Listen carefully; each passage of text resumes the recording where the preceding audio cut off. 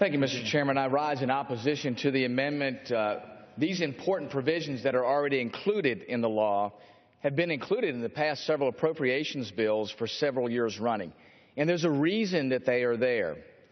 This wording represents a strong and enduring consensus in Congress that Guantanamo should remain open and that detainees should not be transferred to the United States for any reason.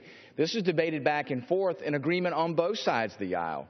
Striking these provisions would have unknown consequences for a number of U.S. communities, and it's impossible for any of us to know how many detainees might be brought there, where they might be held, and the impacts on communities and facilities that are holding them.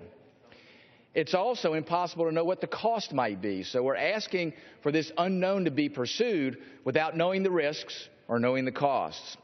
Putting detainees in U.S. prisons, as the administration originally proposed, would be disruptive and potentially disastrous.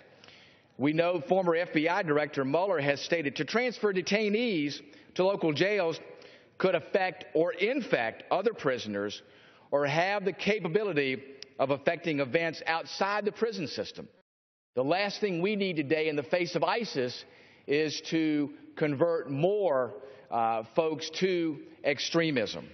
The idea of bringing detainees for trials in the United States quickly collapsed as local jurisdictions voiced their strong opposition, and we heard that across the United States. As everyone here is aware, several detainees that have been released from Guantanamo have gone back to the fight and killed and wounded Americans.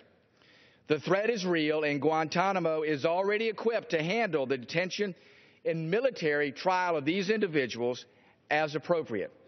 Any proposal that results in these detainees being sent to the United States for any reason is simply the wrong policy.